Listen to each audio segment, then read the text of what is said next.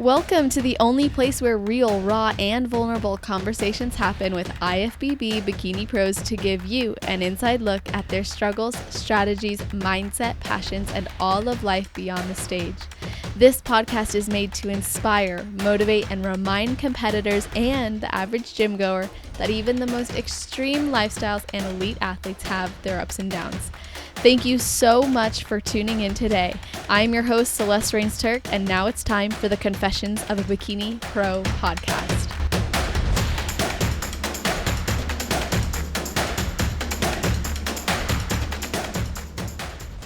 Hello, everybody. We are on a roll with these episodes. Every single Friday, a new and amazing guest comes on. And today we have someone absolutely awesome who I am just so excited to talk to and introduce to you guys and dive in with. So our guest today is such a badass. She's really proven herself as an up-and-coming pro, placing 10th at the 2018 Olympia in her rookie year, with other top 5 placings as well, like earning 4th place at the Sheru Classic in Colombia, and also just recently placing 4th at the 2019 Arnold Classic. So welcome to the show, Jennifer Dorie. How are you doing?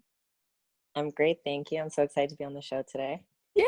So happy to have you here too, and I'm excited to get into everything like I said before. But before we really, dive in, I just got to know: do you have a ritual or something you do right before your heel hits the stage?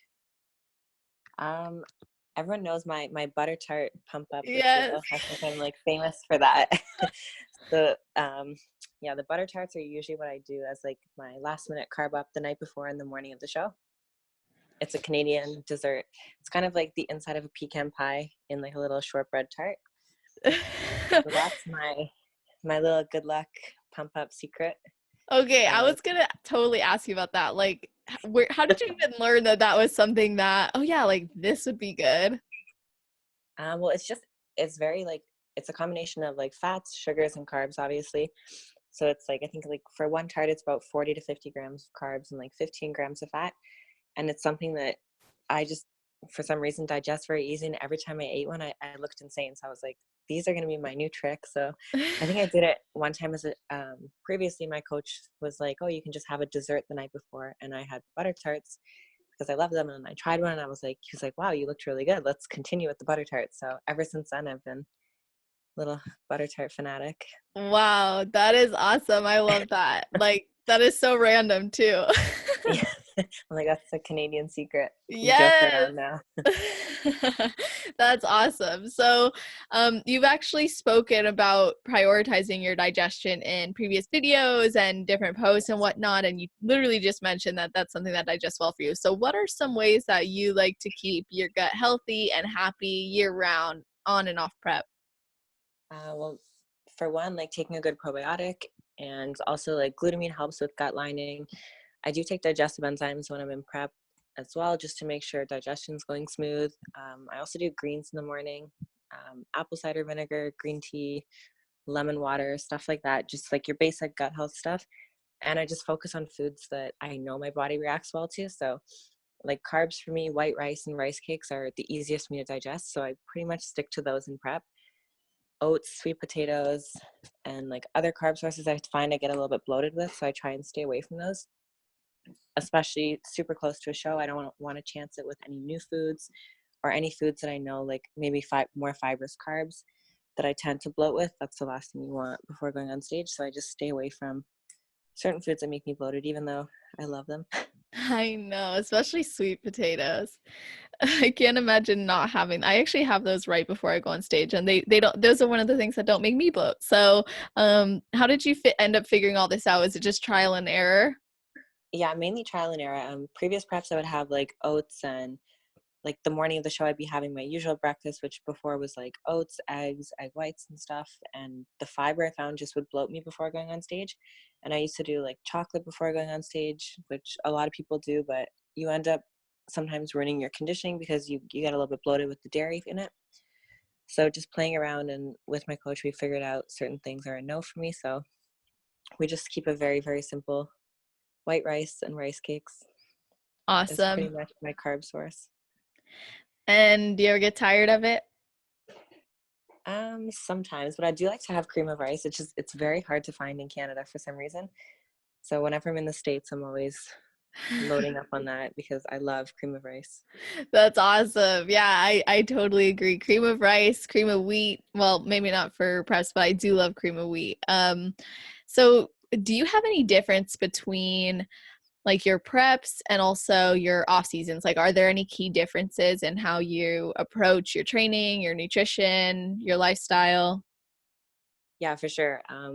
Prep wise for me, I'm very black or white, so it's like all or nothing person. So prep for me is like 100% all in. There's no like I never cheat on my diet. I don't have extra nibbles or anything like that. If I know I'm in prep, whatever's on my plan is all I eat, and I go 100%. So when I'm in my off season, I kind of need that freedom. I don't really. I mean, I shouldn't probably do this out loud, but I don't really follow a diet in my off season. Um, I mean, usually if I have a long off season, like my previous off seasons that I had, not including this year because I really didn't get much of a break, usually I'd have like 8 or 9 months of an off season. So I have the freedom to kind of eat what I want and let my body balance itself out. So after I like reverse out of a show, I just kind of eat intuitively. I don't necessarily follow like a strict diet or anything like that, but I do tend to eat the same thing anyway. So I know kind of the calories that I'm consuming. But again, like if I want a snack, I'll eat a snack here and there. Training stays pretty much the same. Intensity and frequency is almost the same year round. And then just cardio. I try and do a little bit in the off season, just obviously so I can keep the endurance up. Hmm. But sometimes in the off season you're lazy, so Yeah, you're like, I don't I try have and give my to. body, yeah, like I mean, I know when I'm in prep that I'm going hard for so long, especially as a pro, like the season is so long to qualify, and with the Arnolds and Olympia being so close. So when I'm in my off season, I really want to make sure that I can enjoy life and have a little bit of balance there. So then when it comes time to prep, I can go full in.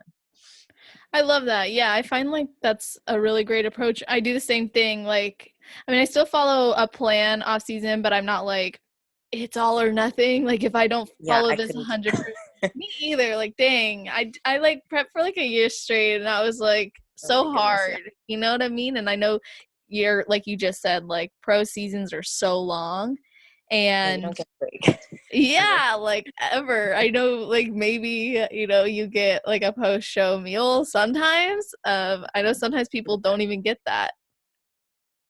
Yeah, I mean, well, Colombia, usually if I'm doing a show like that are a few weeks apart, like I know Colombia and the Arnolds is 2 weeks, but I was really sick in Colombia. I had food poisoning. So, I mean, I couldn't really eat anything anyway. So I didn't get to have any post show food, which Oh probably my worked in my God. favor.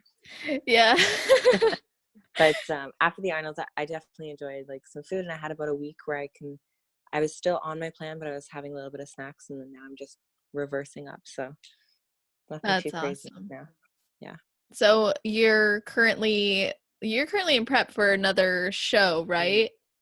Yes, I am. So I'm super excited because I've always wanted to do Pittsburgh Pro and New York Pro. Those are like my two dream shows, just because they're both such competitive and prestigious shows. Like Pittsburgh obviously is like the home of bodybuilding. It's Jim Manion's show. So that'll be really exciting. That's 6 weeks away. Oh my gosh. And then New York is 2 weeks after that. And then 2 weeks after that is Toronto Pro Show. So that's my hometown. I have to do that one just because I love that show. And I've competed there as an amateur and I did my pro debut there. So I want to do that show again. And is all of this to help you like requalify for the Olympia? Yes, that's the main goal. So right now I'm in the top 20, but I mean, it's still so early on in the season that we know the points are going to get bumped up. So I'm hoping that if I just do those 3 shows, they are higher level shows. So it's more points. And then I can Yeah. take a bit of a break. I How have long do you think that'll something be? exciting planned after Toronto that hopefully before That the would be Olympics I can awesome. get done. Bring a little Like bit of a what? different look. um, this is something actually we can talk about because I'm sure it's probably gonna be a topic that you're gonna bring up anyways. So everyone knows that I don't obviously have my boobs done, Mm-hmm. and I know a lot of girls message me that they like that and they like seeing that you can be a top level competitor without having your boobs done because there's a misconception that you need to have them done, which you do not need to have them done, obviously. Um, and I mean, I'm confident in my body right now. I love my body how it is, but I wanted to get them done anyways. I couldn't fit in the timing. I wanted to do it before the Arnolds. I just didn't have enough time to recover before. So hopefully, if I have enough points after Toronto, I'm looking at getting them done like just pretty much like right after Toronto. So I have 15 weeks before the Olympia, and I have a little bit of time off to recover, and then I can jump into prep around 10 weeks out. Since I'll already be like stage ready, I just have to Yeah. maintain my conditioning. So That'd be awesome. And it's I'm true, like excited. sometimes people feel like so much pressure to get a boob job for the stage. This is something Yeah. you've wanted though. So I've only actually brought this up like one other time on the show, but I do think it's an important topic. So what have you found like as a competitor without it versus now that you're gonna get it? I mean, obviously you don't I'm assuming from what you just said, like you don't believe there's gonna be that much of a big difference. Yeah, I mean, I just think it depends. Like, it depends on your structure too, because some girls, like, if you're very flat chested and let's say you don't have broader shoulders, or you're just a smaller frame, depending on what your size looks like, it can throw off your proportions and balance, and that obviously is a factor in placing. So it's not like you're not going to win a show because you don't have your boobs done, but your proportions or your balance might be thrown off, which someone else who has boobs done, they might look a little bit more balanced, or their overall package looks better. So for me, like, I I can stuff my suit to make it look. I use pillow stuffing, like tons of it. My suit is probably like 5 inches thick if I set it on the table, and like I still do have like a little bit of shape there, so it makes it look almost like I do have breast implants when I'm on stage. I just think it's going to add a little bit more to shape wise of my physique. It'll make my waist look a little bit smaller. It'll help just pull out my shoulders a little bit more too. That's awesome. Yeah, totally. And I do the same thing. Like my bikini top is so freaking stuffed. Like, It's shoot, yeah. that could be like a chair cover. It's so soft and squishy and yeah. I feel the same way. I actually had my coach had posted a transformation picture and Yeah. everyone commented like, "Oh, she got her boobs done." And I was thinking like, "Nah, that's like some master stuffing?"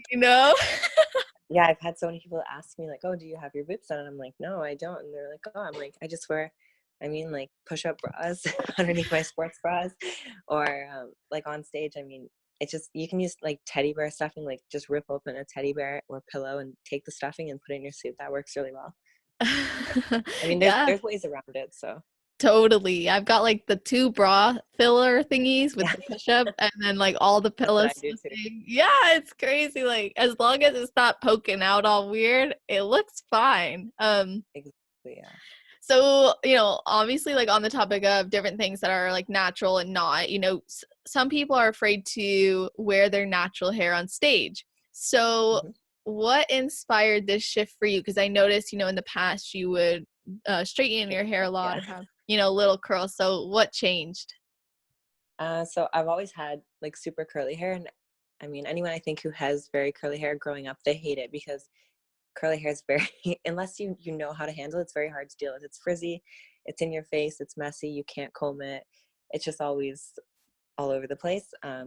So I always would straighten my hair like growing up all through high school. I don't even think people in my high school knew that I had curly hair because it was just straight all the time. Wow. Yeah, so even for shows, I just felt like it looked more polished, and I was always told like straight hair is like a sleeker look for a stage. So that's what I had always done, and I was used to that. And then one time I was posting on my Instagram story actually, um, and JM Mannion, he texted me and he was like, "Is that your real hair?" And I was like, "Yeah." He's like, "Why do you not wear that on stage? Like, what is wrong with you? Why do you straighten your hair?" So he was like, this was just before the Olympia action. He was like, "You have to wear your hair on stage curly." And I was like, or I think it was actually just before Tampa. So it was the cutoff, the last show to qualify. And he wanted me to Wow. do my hair curly, but I was like, it's too risky because this show is like my whole like Olympia qualification is riding on this show. So I don't want to risk anything. So I ended up just going with the straight for Tampa. And then Olympia, I decided to do a little bit of just like a curl, kind of a loose wave. I wasn't a huge fan of it. And then he was like, just try it out. Like, what's the worst that happens? Like, I mean, it's not like your straight hair is going to make or break your package. If anything, you might just make it better. You'll stand out more because everyone has straight hair on stage. So if that's your natural hair, you might as well just rock it. You're going to look more like yourself. And then I was like, okay, I guess you convinced me to do it. So for Colombia, that was the whole point of Colombia, was kind of like a practice show for the curly hair. And I also did a new suit this year, which I'm a creature of habit. So I've only ever done green suit. Uh-huh. like 10 green suits, and I went with it was like a purple suit with blue stones on it, and I think that's my new favorite. So That's I'm really happy awesome. about, yeah, the curls in the new suit. When I saw it on stage, I was like, wow, I should have listened and done this. So JM, you're right, I should have listened. That is awesome. I love that he like was willing to give you that feedback as well and helped you to push out of your comfort zone and do that. And it's do you feel like it's made a difference or has impacted the way that you show up for show day? Oh, definitely. I mean, it's a lot easier for me because I don't have to worry about like getting a blow dry and straightening my hair, and if my hair goes frizzy and stuff. But I just feel more like myself. And I mean, I'm comfortable with my curls. Obviously, I wear them basically every day. So I just feel like it creates a more exotic look. It stands out a little bit more on stage. And my feedback from the judges was not to ever wear my hair anything but curly. So Oh my gosh, that's yeah, awesome. so all the judges said like for sure stick with the curls from now on. So I love that. And you had mentioned your coach earlier, and correct me if I'm wrong, but is your boyfriend Mark your coach? yeah, so I'm working with so Mark Anthony, he is my boyfriend and he is my coach. And I'm also working with James Ayotte. He's in Montreal, Team Atlas. So I was working with him last year, and then Mark is also helping out this year. So it's kind of like the three of us, our little trio working together. That's awesome. And what is that like to have your boyfriend be your coach and also work with him and obviously, maintain such a healthy, loving relationship? Yeah, so that was one thing that I kind of always said I would never like date my coach, or like I would never have my boyfriend coach me, because I feel like it's one of those things where it's such a subjective sport that, I mean, you can't give a biased opinion. So I wouldn't want him to be easy on me, for instance, just because obviously he cares, he doesn't want to hurt my feelings. But at the same time, if he were to say something, I might get offended and take it personally versus take it from like an objective standpoint where he's coming from. Mm. So we just agreed that, I mean, everything that he's really good like that anyways. He doesn't say anything to offend me ever, but he's just straight up with me. He's very honest anyways. And I don't take anything personally because we just agreed on like certain delivery of how we say things, and just making sure to keep like our relationship separate from our coach client relationship, I think is important. Because if you start to intertwine that, then it just becomes like super controlling, and then you feel almost like you're just underneath their eye the entire time, and it just becomes uncomfortable in a relationship. Yeah, that's what I would imagine, but I like that you guys like set some healthy boundaries and like Yeah. made those decisions ahead of time. I think that's really awesome. And you had mentioned, some feedback you got obviously, leave the hair curly, but what was some of the other feedback that you received at some of these shows like Olympia or even the Arnold recently that you've been working on? So last year, pretty much my feedback from most of the shows was like, my first few shows was presentation, just get more comfortable on stage. And then the Olympia, my last show last year was, I was just too shredded, too conditioned, which, I mean, Sandy had told me numerous times, like Vancouver and Vegas, she was like, your legs are just too conditioned. We don't want to see your glutes and hamstrings with that much definition. And we don't want to see striated quads or shoulders. So I was told to soften up a little bit and just bring like a fuller package, but not quite as shredded. So Colombia was definitely a fuller, softer package. Also, I was sick there, so I don't think it was really a good representation of what I looked like before. But I was told, so from there, I talked to Sandy, and she was like, come in tighter for the Arnolds, but not as tight as the Olympia. So the Arnolds, I worked pretty hard between Colombia, and the Arnolds, just to bring a tighter lower half without sacrificing the fullness. Because again, like if you get too conditioned, then you just look stringy on stage. So then after the Arnolds, actually right after I got off stage from finals, Sandy came up to me and was like, this was by far the best I've ever seen you. This is like the perfect conditioning and fullness. So she's like, this is like the magic spot for you. So that was nice to finally hear, because I mean, you know, too, competing, there's such a fine balance between being too shredded, being not shredded enough, being too full, and then being too flat. So it's like there's such a fine little line there of like how shredded or how conditioned you can be for bikini. So it's nice to know that you're right on that line, and you can just kind of maintain from there. Yes, totally. Actually, someone had responded to Instagram story and wanted me to ask you, Mhm. how did you transform your lower half, or how were you able to create the conditioning and the fullness that they were looking for? Like in general, or from show to show? I guess from show to show, or I mean, why not both? We could cover both. Whatever, just in case. Yes. um, so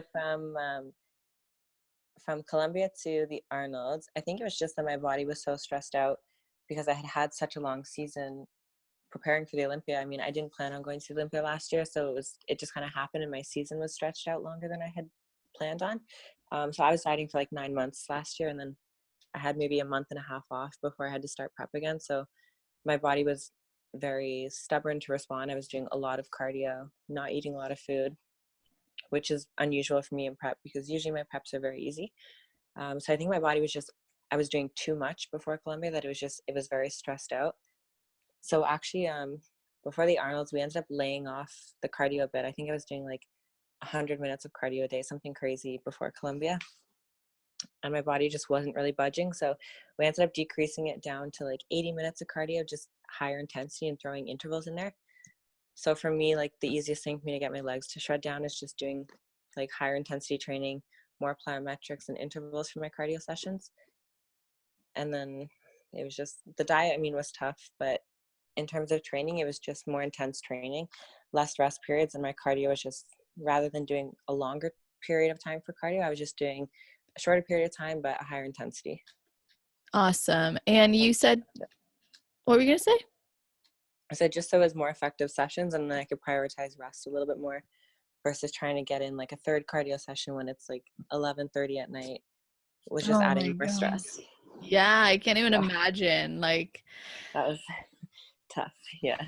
yeah, seeing, and you're a person who does exactly as you're meant to do, and you follow the plan. So, of course, you like got to go and get it done. And your recent prep into the Arnold, like you just said, was it was tough for you, but it paid off. So, Yeah. what part of it made it so tough compared to the ones that you said are usually a lot easier? I think for me, it's just frustrating because I'm so used to that. Like I start prep, and usually the first few weeks are a little bit slow for my body to respond, and then once it gets going, it's like I'm almost usually ready like too early that I have to slow it down and start eating a lot more food.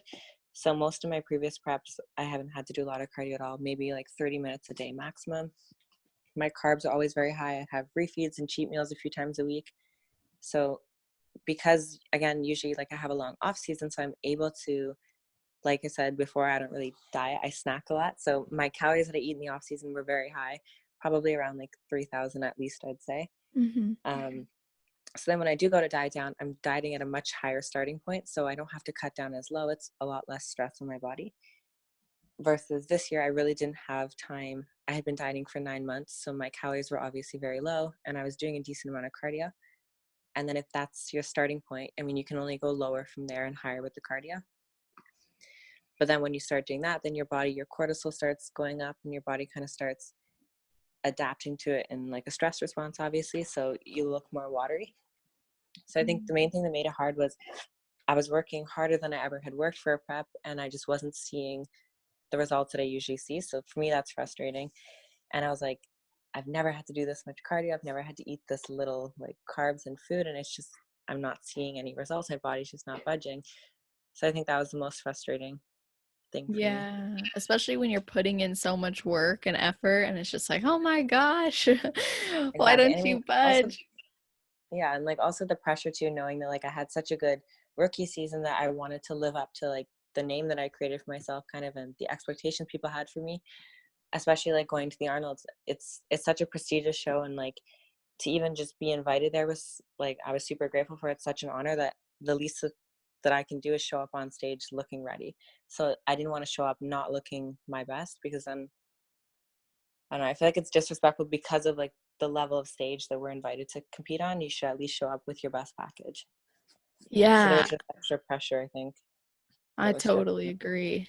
I feel like it's like a level of respect for the sport. Like when you step Exactly. on Yeah. stage, like do it the right way. Make sure, you're at least honoring like what they're expecting from you, to the best of your ability. And what are you doing? Or I know you just mentioned like you're kind of reversing into these Mm-hmm. next coming shows. So is that kind of how you're creating a higher starting point to have an easier Yes, prep? thankfully. Thankfully, yeah. So after Arnold's, I mean, at near the end of the Arnold's prep, my body started to respond a lot better just because I was focusing more on like decreasing cortisol and like not necessarily doing more, but just working smarter and like more efficiently. So I had a little bit of, like I said, I had about a week where I was kind of laxy-daisy with my diet. I was still following it, but I was having a little bit of things here and there. And then since then I've tightened it up. So my cardio is about half of what I was doing before.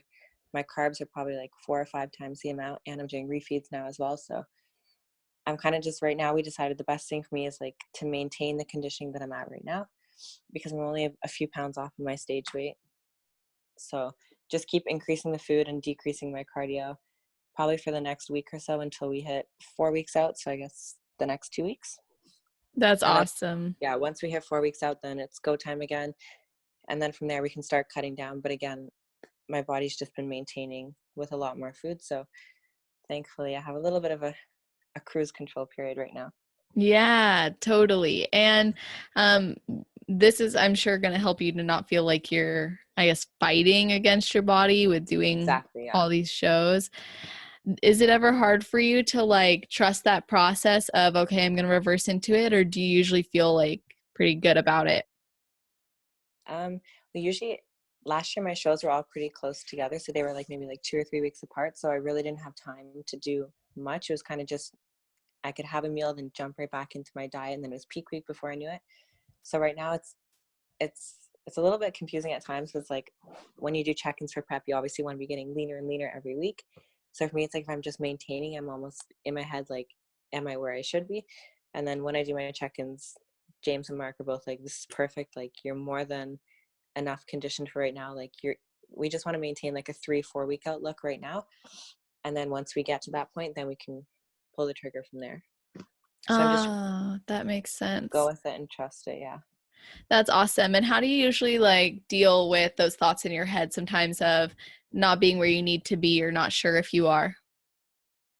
Honestly, I just try and ignore everything I have to say. Especially I find like it's around the time that I get my period each month. So that's right now for me. And I just get this like film of water over my abs. Even if I'm in peak week and no matter how lean I am, I get this film over me and I just feel puffy and heavy. And that's usually when I start to doubt myself. Or even like at like the 6 week mark for every single prep, I'm like, I'm not gonna be ready because you're lean, but you're flat at the same time. So you look like Mhm. you're not hard enough. Um, I've been through it so many times that now I just know at that point in time, like I just have to ignore everything that my head says and just keep going. And I'm just hoping that I'll be good, which I know I will for this show because I'm at a much better point. Yeah, that's awesome. And you've taken a few different approaches to your preps, and also like your off season are pretty consistent in terms of being like a more intuitive and Yeah. lackadaisy and enjoying yourself. So I think there's a lot of people who struggle with being able to enjoy themselves in the off season, but Yeah. you're pro, you're doing really well, and you've been able to do that. So are there certain things that you do to monitor where your body's at in the improvement season? Yeah, definitely. So I still do like check-ins either with for myself, like in the past and right now, like I'm working obviously with my coaches. So when your boyfriend is coaching you too, it's a little bit different because he can obviously see how I'm looking day to day anyway, so he can keep an eye on it. And I still send check-ins like in our group chat um, in an off season, but again, like I just try and keep that balance so I can enjoy food, but at the same time, I want to feel comfortable in my body. I don't want to gain a ton of weight where I'm uncomfortable all the time and be like yo-yoing up and down because it's not healthy mentally or on your body. So I find just like giving myself like maybe like twice a week where I can go out to eat. That way it gives you a bit of like a social aspect too. And then I know that, okay, I'm getting to eat these 2 days a week, whatever. So then the rest of the week I can manage to stay on track. Yeah, totally. I like that a lot. And in consideration for prepping for NPC shows versus now being in the Ivy Pro League, obviously, what are some of the major differences in terms of the physiques and being ready or on point? Um, I feel like in terms of prepping, like it's very similar. I think a lot of people have this misconception that as a pro, like your prep's gonna be so different. I just think there's a little bit more pressure and there's more people looking at you, so you might feel like an expectation to look a certain way. I mean, I always want to look stage ready, even when I just start my prep at like 16 weeks out, when obviously that's not gonna happen. So I think it's just like the same thing. I mean, a slow and like steady prep is a lot easier and better for you than doing like a short, drastic one. But I wouldn't really say there's too much of a difference. Just obviously, as a pro, they want more muscle and a little bit more conditioning. Got it. Within And reason, though. okay, and then when you like when you're doing your preps, let's say for shows and you're going show to show to show to show, do Mhm. you find that like your body is craving or you're craving like time off, or is it almost like you get to reverse into it? Like how do you manage to go doing all those shows? I feel like I was just saying this the other day. Actually, I feel like when you have 2 or 3 weeks between shows, that for me is like the most optimal time period because you have enough time that like you can enjoy 1 or 2 days off, and then you're motivated. You come off a high after the show, and you're motivated for the next show. So like you're hungry the first week, obviously back on diet, but your motivation's so high, and you know it's like it's right there. You're so close, you can just keep pushing. Um, 1 week for me is a little bit too close to peak again. I just feel like it's too much stress on the body. So I say 2 to 3 weeks is best. But I know that with longer preps, like for instance, right now, it's kind of like it's hard mentally because you want to break after you step off stage, but at the same time, you can't go too crazy because you know you have a show coming up in, let's say, 6 weeks or something like that. But then in your mind, you're like, 6 weeks is a long time since I'm already stage ready right now. So I think that struggle, if it's like anything longer than like 3 weeks, is a little bit hard because you want to maintain your conditioning, but you're so hungry that you almost want to just give in to temptation because you know you have time. You're like, it won't hurt me right now. Yeah, totally. I think I did a back-to-back show once and it's such a fulfilling experience, but my body was just wrecked after. I was sick and like, because that's when everything just hits you, you know? How long apart were they? 1 week. Oh my goodness. I don't know how people do 1 week. I mean, I guess if you just didn't eat anything and you just jumped right back into prep, but Yeah, it was really tough, honestly. Like I got to eat like a burger and fries and then like two pieces of chocolate after that show, and that was like cool. And then I like continued my prep and it just felt like, the first like 3 days I was like, am I seriously bloated from this like burger? Like how did this yeah, happen? But the you just water retention. yeah, and I was still doing like the usual. I literally just followed my same peak week plan again, and I brought Yeah. like such a tight, like lean physique. Like I really loved it, but I felt like it showed even more where I needed to put on muscle, which was good. It was like awesome. Yeah. But yeah, definitely tough. And then I did one that was like 5 weeks between, and That's the worst.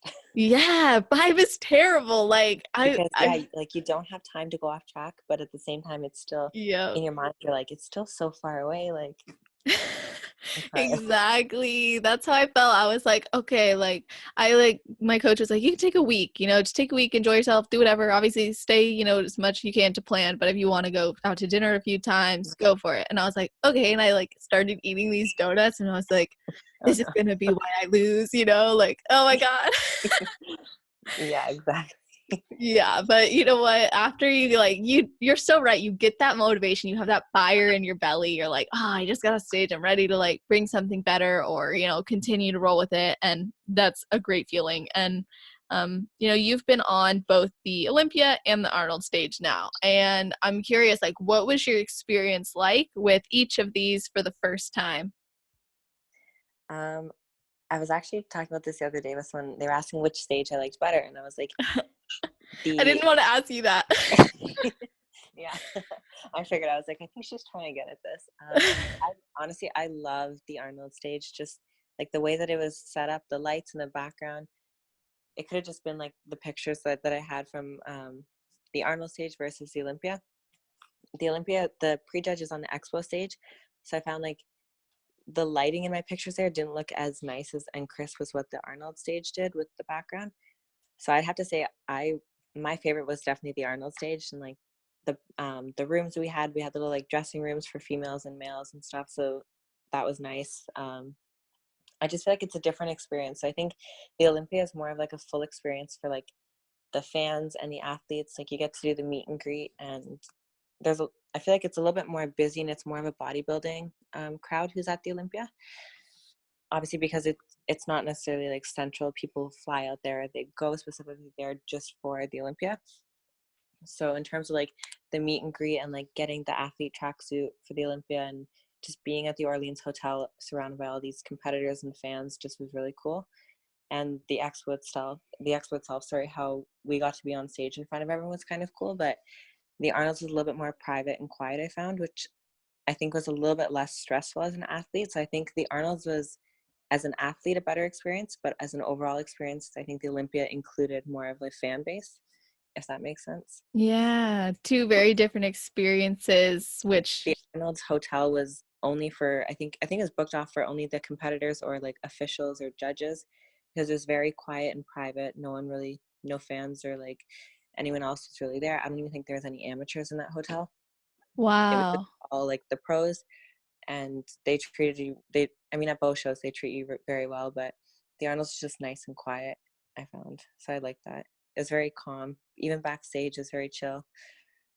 That's Except amazing. the one thing actually about the stage that I think every bikini girl was saying, we didn't realize until we were backstage about to go on stage for a prejudge. They were like, by the way, there's a little platform that you guys get to walk on for your routine.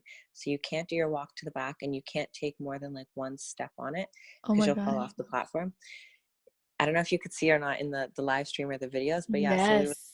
it was like a very small little rectangular platform that we were on for our routines. So that was kind of um, scary because I didn't want to fall off of it when I was turning to the back. For instance, like if your heel even went like an inch off of it, you would have fallen onto the stage. So Oh my gosh. that Did was you the get only any thing. time to practice before? No, I was like on the stairs about to step on the stage, and then I saw it and I was like, oh, okay.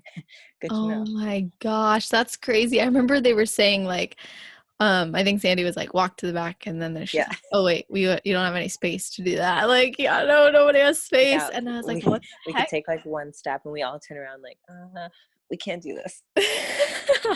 That is so scary. I wonder why they would do that. I'm not sure. It was only for bikini and the open men's bodybuilding, I think. Huh.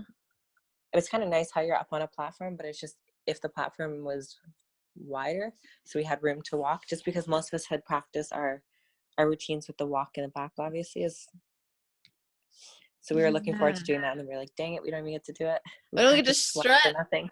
I Yeah, know. That's like such a fun part. You feel like so empowered and it's just yeah. awesome. So, something else that I think is really cool that you do, and kind of just wrapping things up a little bit, I wanted to touch on this. You've made it clear that you place a high amount of value on your energy and gratitude work. That sounded weird. Gratitude work. Hmm. And creating your dreams. So, what are some of the things that you do day to day to really continue progressing from that mental level? I think just overall being, like you said, like being grateful for the experiences, because competing at these shows, for instance, like the Olympia or the Arnold's, are such prestigious shows, and like if you look at how many competitors get to go, it's such a small handful of competitors. So for me, like last year, I was kind of just like starstruck by everything because I was not expecting anything out of my pro rookie year. I was like, I'm just gonna go and show face, kind of see what happens. So I think just like everything was so surreal to me that I was just trying to take everything in, and I was just so grateful for the experience to travel to all these places. And this year again, like getting to go to Colombia, getting to go to the Arnold's, and just the experiences that they provide us with, and the fan base and the people that you get to meet online is really awesome too. Because some days, like obviously you're not gonna have a good day every day, and I think that people almost don't understand how much it means when like someone sends you a message like, oh, like you're my inspiration, or you look great, or post you in like a Woman Crush Wednesday. And like it just so happens a few of the times that has happened, it's been like a really tough day for me in prep, that like I was like obviously not going to give up, but I was just feeling really down on myself. And then I had like a few messages from people, and I was like, it's just nice to know that people see you in a positive light. So I think just that, mainly just being grateful for the experience, and the fan base as well, and the people that I get to meet, because I've made so many friends competing, and it's always fun backstage, and just the Mm. connections you get to make.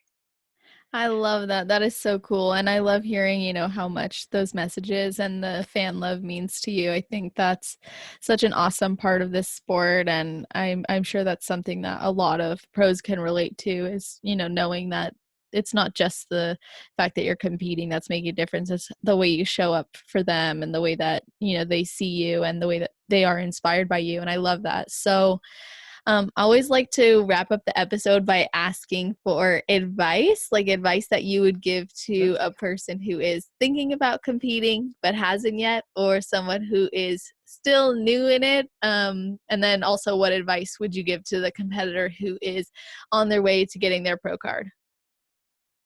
So for a new competitor, I'd definitely say like stay true to yourself. Same thing if you're looking for a pro card too. Stay true to yourself and your morals in the industry, because obviously there's a lot of stuff in the industry. So I think it's important to remember who you are and like what your purpose and your drive is, not getting sidetracked by, I wouldn't even call it like fame necessarily, but some people kind of get caught up in thinking that they're better than someone else just because they've done well at a show or they've been on like a certain stage. And at the end of the day, we're all people. So it's like whether you have a pro card or whether you're not, you're still the same person. Your life is not going to dramatically change necessarily. So I think just like don't place yourself on a pedestal just because you've done well or anything like that, because the sport can change at any second and you can be torn right off of it. So it's like just stay true to yourself, and as a first-time competitor, definitely get a good coach, someone that you mesh well with, and someone whose principles of training and nutrition you agree with and that you think work well with your body. I love that. Thank you so much for that advice, and also for opening up so much about your own journey and the things that you have experienced and the things that you do as well to be so successful. So with all of this being said, I'd love for everybody else to be able to express their gratitude to you for coming on the show and sharing so much, and of course, to connect with you. So where can they find you, connect with you, all that good stuff? So my Instagram is Jennifer Dorie _IFBB Pro. And then I do have a YouTube account that I was using a lot last year leading up to the Olympia. And I was just saying yesterday how I'm going to get back on there and start uploading more vlogs going into my show. So again, Jennifer Dorie IFBB Pro is my YouTube channel. So I'll be posting, I'm probably going to do a video this week, sometime this week, so I can start posting leading up to my next shows. Oh, I'm so excited. I love watching that during cardio. So I will definitely be sure to put all those links into the show notes page. So to everybody listening, that is www.celestial.fit/podcast. Under her category section, it's going to be Jennifer Dorie. So make sure that if you're looking for those links, go on Instagram, go on YouTube, type her name in. Of course, it's going to be on the show notes page too. And yeah, just thank you so much for your time today, and, you know, for all of our listeners. And it's just really awesome to be able to connect with you. And I'm excited to see what happens. I think this episode's actually going to come out literally when you're about to step on stage. That's exciting. Okay. Yeah, so very exciting. So to everybody listening, I hope you all have an amazing rest of your day, night, or morning, wherever you are in the world while you're listening to this podcast episode. Make it awesome, and we'll see